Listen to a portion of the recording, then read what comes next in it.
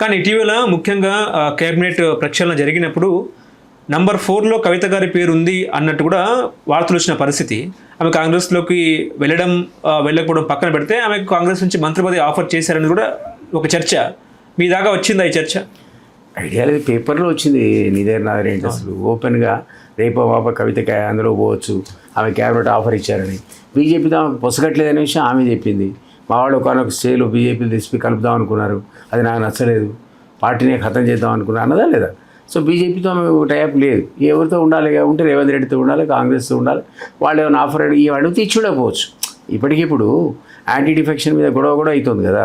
ఆ పోయిన 10 మందే కింద మీదే త్రిశంకు స్వర్గంలో వెళ్ళాడుతున్నారు. అవును, అది ఓ నిర్ణయానికి వచ్చి కొలిక్కి వస్తే తప్ప ఇమరాంటి వాళ్ళు కూడా యాక్సెప్ట్ చేయరు.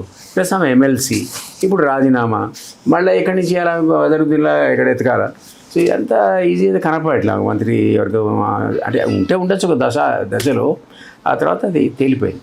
కానీ ఆమె ఎందుకు హరీష్ రావుని టార్గెట్ చేస్తుందంటే ఏం చెప్తారు సార్? ఎందుకో మరి ఆ ఫ్యామిలీలో ముగ్గురికి మొదటి నుంచి పడి చావు. కవిత అంటేనేమో కేటీఆర్ పడదు, కేటీఆర్ అంటే హరీష్కి పడదు, హరీష్ అంటే కవిత పడదు. ఈ ముగ్గురికి ప్లస్ అందరికీ సంతోష్ అంటే పడదు, ఈ ముగ్గురికి కూడా సంతోష్ అంటే పడదు. ఆ నలుగురు కూడా 4 రకాలుగా ఎప్పుడు దాని ఏమంటారు, అది విచిత్రమైన పొత్తది. కేసీఆర్ నాడు కాబట్టి ఆ నీడ కింద బతికేవాళ్ళు కాబట్టి అందువల్ల కలిసి ఉన్నారు. కానీ అసలు అవకాశం ఇస్తే ఎవడికి వాడు సొంతగా దుకాణం పెట్టుకునే ప్రోగ్రామ్ ఉంది వాళ్ళందరూ, అట్లాంటి వాళ్ళు. సో ఐకమత్యం లేదు. సో దాన్ని పార్టీ మీద దెబ్బ కొడకుండా కేసీఆర్ ఉండడం వల్ల ఇప్పటిదాకా ఆగింది. సో ఈమె కూడా మనకు తెలియదు ఇంత సీరియస్గా వెలిగేట్ చేసి ఇప్పుడు అన్నీ మన అన్నమని ఆమె చెప్తుంది. అవినీతి జరిగిందంటుంది, ఇదిలో జరిగిందంటుంది, 2014 నుంచి తప్పులు జరిగినాయి అంటుంది. నేను సీఎం అయితే 2014 నుంచి ఎంక్వైరీలు చేస్తా అంటుంది. ఇవన్నీ మనం ఎక్స్పెక్ట్ చేయలే. హరీష్ రావును ఈయనే కారణం, మా నాన్న కాదు, మా నాన్న బోలాశంకరుడు, ఆయన శుద్ధపూస అన్నది. శుద్ధపూస బోలాశంకరుడు నువ్వు నమ్ముతావు, నేనైతే నమ్మా. సీఎం కంట్రోల్లో అందరూ మంత్రులు ఉంటారు, అధికారులు ఉంటారు, క్షణాల మీద ఇంటెలిజెన్స్ కూడా చెప్తాడు ఏం జరుగుతుందో. అట్లాంటప్పుడు ఈయన తెలియకుండా అన్ని వేల కోట్ల అవినీతి జరుగుద్దా? ఆమె ఎంత చెప్పినా ఎంపీగా చేసి ఎమ్మెల్సీ చేసి నువ్వు తెలంగాణ ఉద్యమంలో జాగృతి ద్వారా తిరిగి నీకు మీ నాన్నకు తెలుసో తెలియదు కూడా తెలియదా? అంత అమాయకంగా ప్రజలు ఉంటారని అనుకుంటే ఎట్లా? సో నా ఉద్దేశంలో అమ్మాయి ఆచితూచి మాట్లాడాలి. అంత మరీ తండ్రి నన్ను తీసుకొచ్చి నేను విలేకరు అడిగాడు, మరి నా కడుపు మండిపోతుంది మా నాన్న తిడుతుంటే అనేది. మరి రేపొద్దున మీ నాన్న పిలిస్తే మళ్ళీ వెళ్ళిపోతావు అని అడిగాడు. పోతా, తండ్రి కాబట్టి పోతా పిలిస్తే, కానీ పార్టీలో పోనంటు. మనకు అర్థం కావట్లేదు స్టాటిస్టిక్స్ ఏంటో. అంటే ఇదంతా కేసీఆర్ స్ట్రాటజీ అనుకోవచ్చు అంటారా? కేసీఆర్ అంతా పెద్ద స్ట్రాటజీతో నిన్ను పోమని నన్ను రమ్మని పట్టించుకోవడం, ఆయన ఎవడొస్తే వాడే హీరో అంటాడు. ఈ వోంట్ కేర్ అసలు. కవితని కేర్ చేయడు, కేటీఆర్ని కేర్ చేయడు, హరీష్ని కేర్ చేయడు. వాళ్ళకేంటి యాక్సెస్ ఉంటుంది, లోపలికి పోకుండా ఆపలేదు. వాళ్ళకి పోతారు, కూర్చొని మాడతారు, మిగిలిన వాళ్ళందరూ ఆపేస్తారు బయటనే.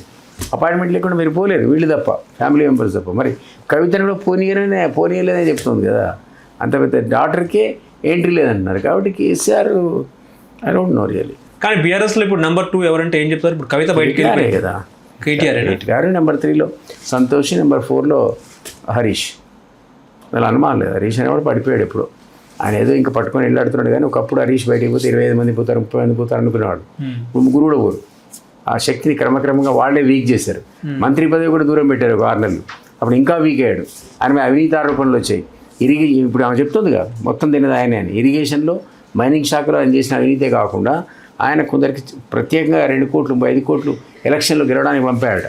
ఎందుకంటే ఒక గ్రూప్ని ఏర్పాటు చేస్తున్నాడని కేసీఆర్ మందలించాడని, దాని మీద కోపం వచ్చి మంత్రివర్గాన్ని దూరం పెట్టాడని అన్నారు. ఆ తర్వాత ఈటలను ఈయనను తీసుకునే పరిస్థితి, ఓ కంపల్షన్ క్రియేట్ అయిందని.